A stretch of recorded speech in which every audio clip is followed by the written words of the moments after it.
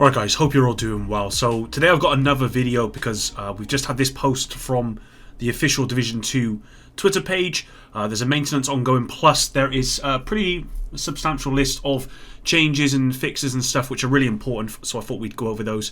So the servers shut down from tomorrow 8:30 PM CEST, 2:30 AM EDT and 11:30 PM PDT. Estimated downtime is 3 hours, and this is what they're going to be fixing in the maintenance. So these are bug issues. Fix an issue that caused tip of the spear talents, aggressive recon and crossbow expert to trigger when standing inside a DZ safe house or DZ control point. So that's good. They're actually fixing tip of the spear, so there shouldn't be anyone using specialization weapons in the dark zone. Fix an issue causing targeted loot to drop more than once when failing and retrying the target practice open world activity. Fix an issue causing a player to receive self-damage when killing an enemy player affected by the full flag debuff. I haven't actually used that particular gear set yet, so I didn't know about that. Fix an issue causing no explosion to occur on down players when an enemy player affected by the full flag debuff is downed. And then game balance, Lady Death will no longer enhance turret skills. So here it can say that we're working on TU8.5, we don't know the exact timings, etc. TU8.5 is a client update which will allow us to include more fixes and changes that, for example, require UI change but also requires a bit more time to be finished and tested. Another update currently scheduled for later April, so TU5 is scheduled for next week. So this is later April, we'll have some additional changes. And there's a forum post here, which is what we're going to go over here, guys. And there's some NPC changes and some other stuff here, so this is some juicy stuff. Okay, so currently working on, and we expect it to go out, as said on the show, our studio is most likely working from home. Impact on how quick we can create these fixes and have been tested and deployed. We plan to release TU8.5 to deploy further fixes in early April, and are currently looking at the following changes. So we've got fix an issue causing graphic issues and crashes on PC due to corrupted shader cache files. Fix an issue causing the loss of strikers' gamble stacks and not being able to acquire them. That needs to be done as soon as possible. Fix an issue causing agents to be unable to revive teammates.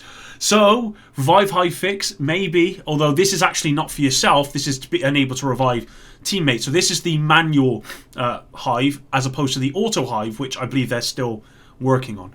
Fix an issue causing the League UI to completely reset. The League challenges will still reset for a week too, which will allow players to continue their progress. Then we move on to the gameplay changes. Control points can now be reset by changing global difficulty. Changing directors will not reset control points. So this is important. This is meant to be out next week, and this control point issue couldn't come soon enough. And then we've got balance changes. So NPCs, BTSU support station, reducing tick rate of support station healing. That's huge. Elite support stations will only provide overheal once per NPC. Again, that's huge. And capping the heal amount an NPC can receive from the support station. So these are some really good changes. What they've not done is reduce the actual health of the support station itself. Sometimes these support stations are put in the most awkward positions. However, they still want to keep that element of difficulty. So this is good, because what I found certainly in heroic and stuff is sometimes you simply can't do enough damage to actually outdo the tick of this heal. So that's good. Warhounds. Increasing intention icon duration to allow players more time to react to the wind-up. Reducing the 360 spin from Warhound minigun to 2 spins, down from 3. Increasing wind-up warning of triple shoot of Warhound Grenadier. Increasing after short delay of triple shoot of Warhound Grenadier. And slightly increasing the cooldown of moving shoot of Warhound Grenadier. So just overall Warhounds are being nerfed, which I think they kind of need to be, especially the Grenadier one, which is just frustrating because the amount of times I get hit by Warhound Grenadiers and I don't even know they're incoming, and they do it like 3 times in a row, you're dead pretty much, no matter what build you've got. Tank archetype reaction to Hive turret, adding more distance checks so tanks don't rush at a Hive next to a player. I'm reducing threat limits so tanks don't switch targets too suddenly. So they're making tanks a little bit less aggressive, especially towards the Hive of the player, which is, again, is good. Outcasts, Incendiary, Molotovs reduce duration and tick damage slightly. I don't know about that. Grenades were very strong compared to other factions' grenades, and this will bring them closer in line. I think overall the fire damage generally, whether it's a Molotov, Incendiary, whether it's from a flamethrower, whatever, is generally just too much. From a flamethrower, it's less so because, you know, otherwise those particular NPCs kind of become redundant. But from Incendiaries and Molotovs, the fire damage generally is just too much. So we'll have to see what happens with this. Pentagon bosses. I haven't been to Pentagon for ages. Reducing drone helicopter health and damage. Slightly reduced health and armor for Brenner. Reducing Brenner's mortar damage. Decreasing armor of John Architect Figs. I've got no idea about that. Clearly there must have been an issue with there. Mortars, reducing damage of mortars in Coney Island, increasing delay between UI warning and explosion damage of mortars in Washington National Zoo, fixing general damage scaling issues with mortars as well. Again, not really come across that. I don't think I've been to Coney Island since Warlords. Skills, assault turret, improving auto-target of assault turret to better prioritize NPCs it can shoot and which are close to it.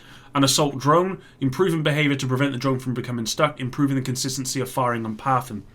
What I'll say about skills, and I've said this and I've covered this in a previous video, is that skills generally just have too little health. You can have an assault drone with 2 million health. That's one shot from an NPC. Like, their health is too low, especially stuff like assault drones, which are pretty much in the face of NPCs and they automatically target.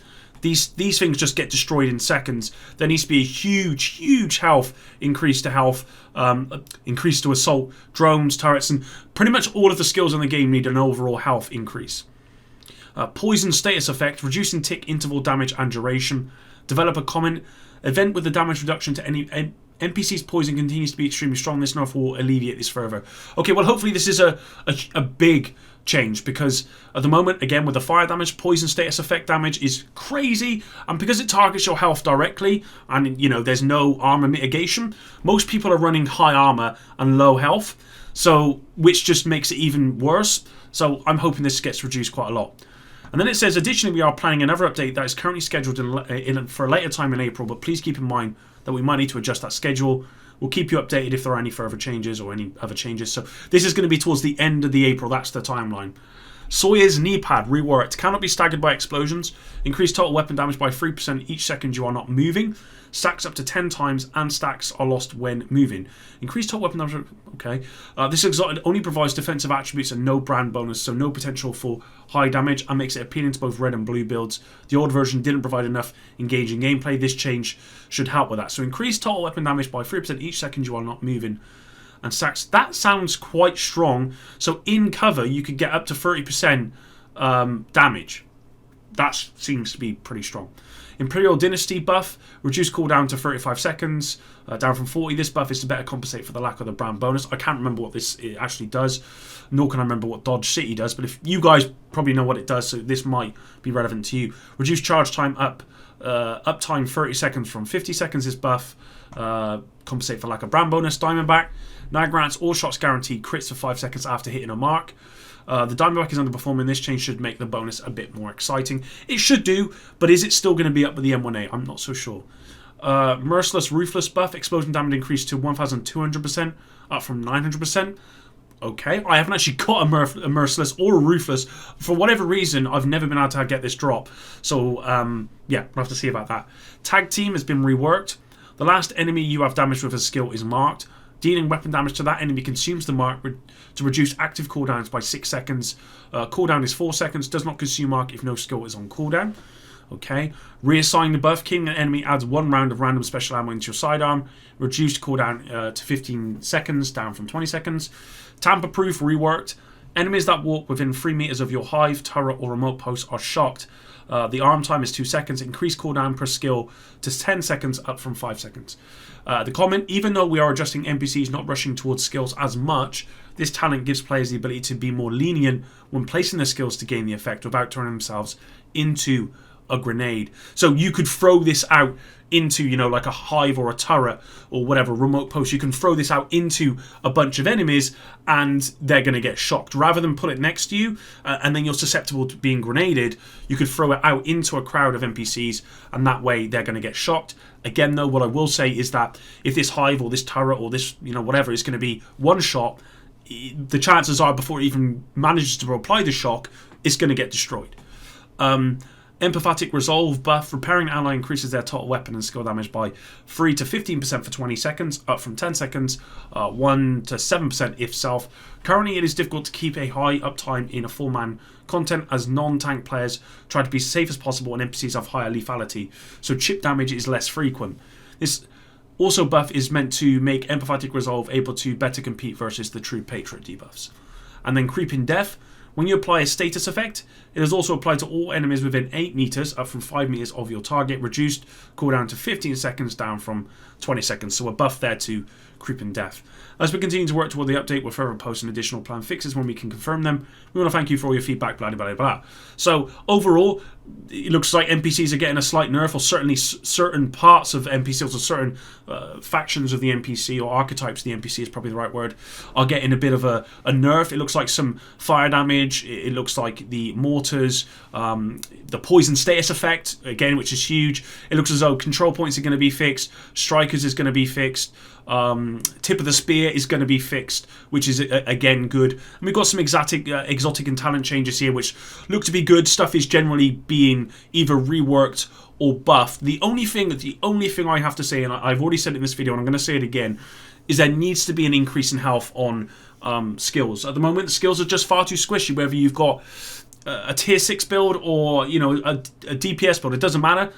They're just too squishy. They get one shot most of the time, and it defeats the purpose of having a skill like something like an assault turret, for example, or an assault drone. Actually, more importantly, it defeats the point of going to an assault drone and doing damage if it's going to get one shot. It doesn't have enough time to do anything. So health needs to be increased a lot on certain on these ones that are really close. Say you've got like the mortar, for example. Maybe not so much with the mortar because it sits far at the back of the map, so maybe it being a little less health is a good thing.